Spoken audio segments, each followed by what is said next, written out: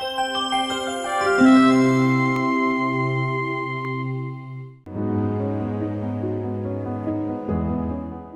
name is Dr. Qusay Arsiwala. My name is Safia Abdeli. My name is Hussein Rasool. My name's John. My name is Hussein Abdeli. I'm Adnan Nasir. My name is Umama. My name is Mohsen Nurwai. My name is Bani Arsiwala. My name is Tasneem Qudbi. I'm Yusuf Sheikh Mustafa Hira from Leicester. I've been living in London for the last 16 years. I'm born and bred in the UK. I've been living here in London for the past 5 years. I live in London. I'm originally from Colombo. Colin Mackenzie, and I'm Managing Director of a company called MYA Consulting. Barry, so I'm from PB Global. We're basically an event business. Events coordinator for waste management and transport manager at Greenline Environmental. I live here in London. I was born and brought up in Birmingham. I'm originally from the US, grew up in Dallas, Texas. I was born and brought up in the UK.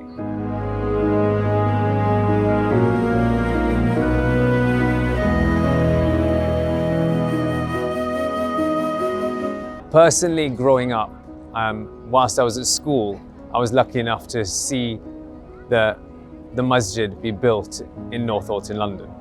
I was witness to the work that went in from the generations before us, our parents' generation, the guidance from His Holiness Syedna Mufaddal Saifuddin and his father, His Holiness Syedna Muhammad Burhanuddin at the time, to make the masjid the community's centre, the epicenter of where all activity takes place. And that's what was the magnet for me. It drew me to want to live near the masjid. It drew me to want to be part of everything that went on in the masjid and do the khidmat of His Holiness at the same time. I have seen that centre has brought people, not just from the UK, but all over the world, to come to want to live here, to bring their families here, to be part of this community, and to expand on all the work and guidance that we have to make our community and the wider society a better place. I've been involved in the planning for the last 4 years, since we started in 2019. And I've been part of the local relations team. So for the last few years, we've been reaching out to the local residents, the local church, our local school, and our local residents community association, building those relationships with them. And we've always been taught as a community to be good to our neighbors, to reach out to our neighbors. During the pandemic, that provided us an excellent opportunity to reach out to them, to provide food to them, to do food drives for the local food bank, and invite the neighbors to join in that as well. I've been here, I've cycled in this car park. I've taken my child to walk in the park that we used opposite, where all of the congregants came. This is my home, and to welcome all of these external visitors to my home and host this event here has just been a very, very special moment. Once we found out that the event was taking place in the UK, we had to take things to another level. And it's as if I'd become consumed by flow. Everywhere I'd look, everything I'd see how we can implement that into the systems that we had here.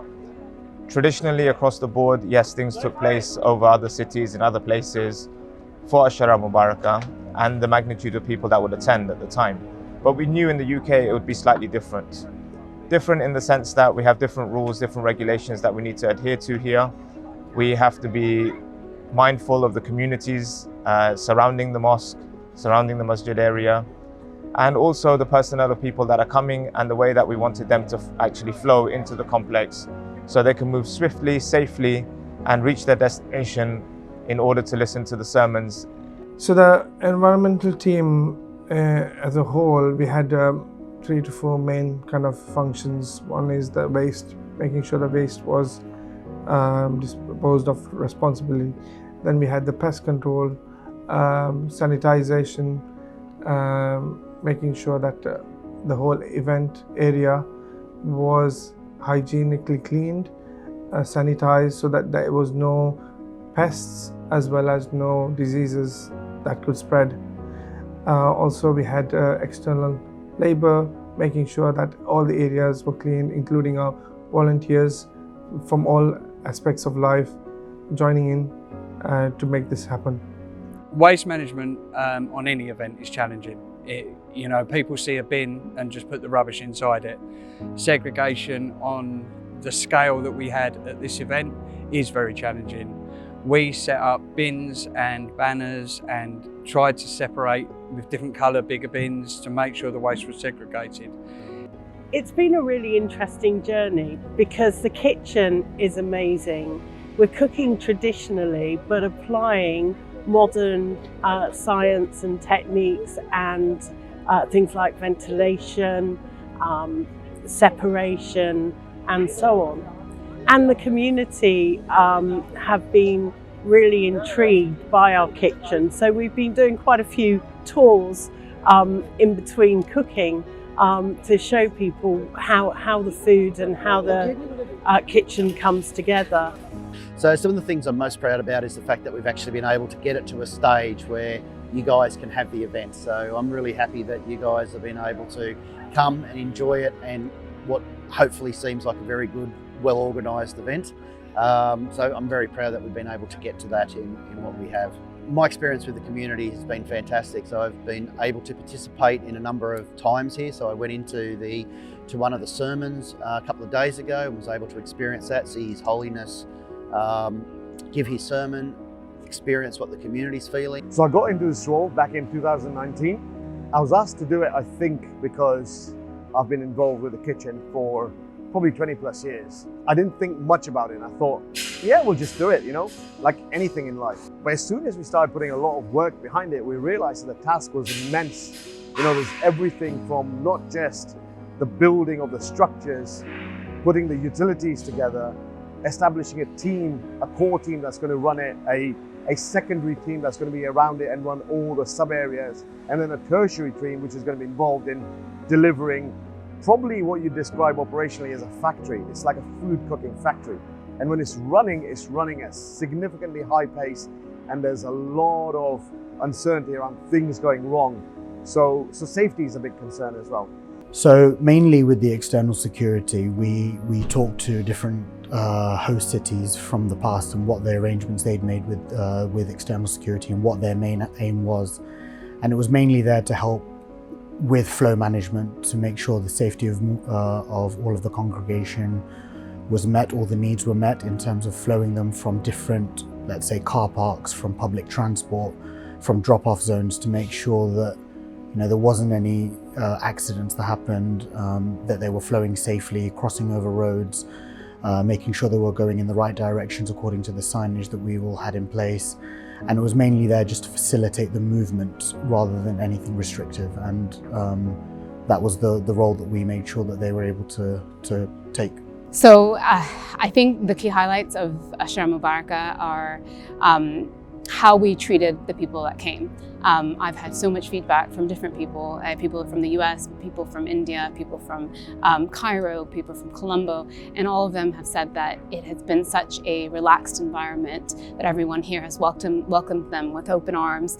The fact that the numbers are a lot smaller here than they would have been maybe in an India or Karachi Ashara has given them the opportunity to actually get a feel for the site, get a feel for masjid, get a feel to actually have a chance to catch up with their friends and family that they haven't seen. I mean, this is the first proper Ashara since the COVID-19 pandemic, where we all had to separate ourselves. And the idea for all of us to come back together and be together, just that sense of community, I think is the absolute highlight of Ashara Mubaraka. I think from the moment His Holiness Syedna Mufaddal Saifuddin made the announcement, one thing we were all very pleasantly surprised about was how much support we got from the international Dawoodi Bohra community. His Holiness made the announcement on a Saturday, and by Sunday we had flocks of volunteers coming to assist us. And when you would ask them, oh, what do you want to be involved with, or what's your passion? Their answer was, we're just here to help. A lot of them had kind of, taken leave, paid and unpaid leave from work, from internships, from school, whatever they needed to come here in the one intention to be a part of this journey with us. I feel like it's been years and years and hours and meeting after meeting, planning every little detail. And in event, there's always things that you don't anticipate happening.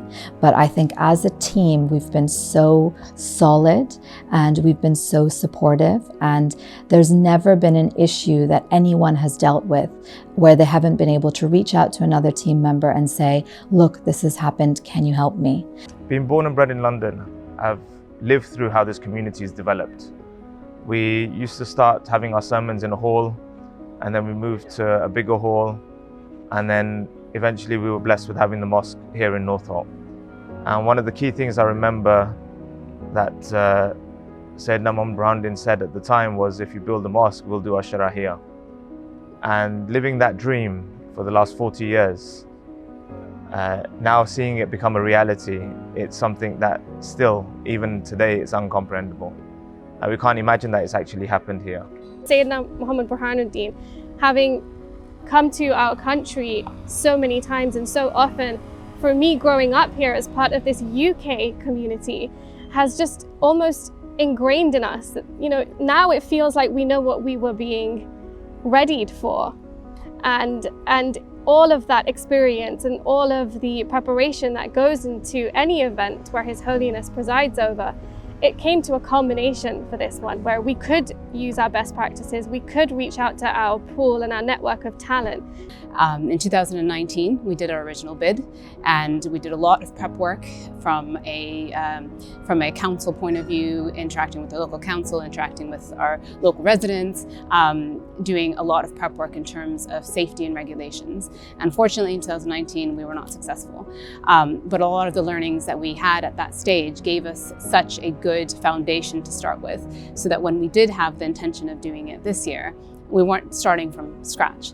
A small team of about 30 people got together, started designing everything from transport and flow to the building of the kitchen, to the building of the remote sites, to how the masjid itself was going to have AV and IT, a TV set up for relay. Yeah, so just taking you through that journey, it was very interesting, because when we started out working on this event, we were working on it in a local capacity, and we were working with our local teams and seeing and sort of thinking about it from a local mindset.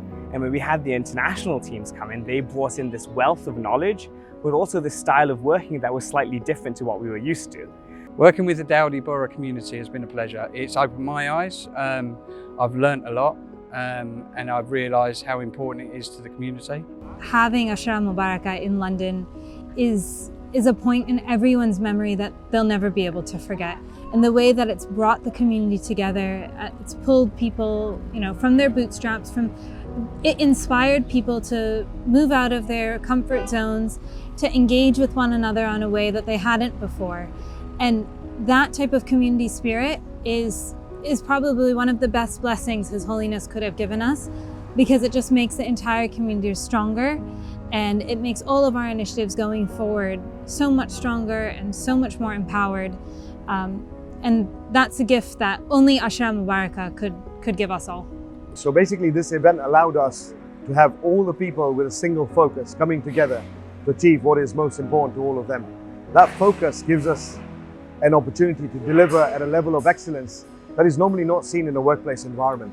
2022 is a year that the Commonwealth Games have come to the United Kingdom, and the dates of the Commonwealth Games are exactly the same dates of Ashara. So when we went to the authorities and those people that work on large-scale events, everybody said it was impossible. It was impossible to do on these dates. It was impossible to do in this time scale. It was impossible to do this year. Within 24 hours, within 48 hours, within 72 hours, these same people started calling us back. They started telling us, you know what, we know your community. We know your event. We want to try and do this for you. We had support from the Home Office that told us that this event was recognised alongside the Commonwealth Games of that stature. That visas for people all around the world would be worked on in the same way that they worked on the Commonwealth Games. The Mayor of London's office, the Metropolitan Police, the Fire Brigade, the Foreign Office, the local council, and all 18 bodies of the regulatory body that makes up the Safety Advisory Group that give permissions for this event. It was unbelievable where the support snowballed from. It seemed that one after the other, everyone that thought that this was an impossibility suddenly started saying, we think we can make this work. And before we knew it, it wasn't a case that we were driving this forward. It was a train that was just running on its own. We were just along for the ride, and we knew that that was what we had to do.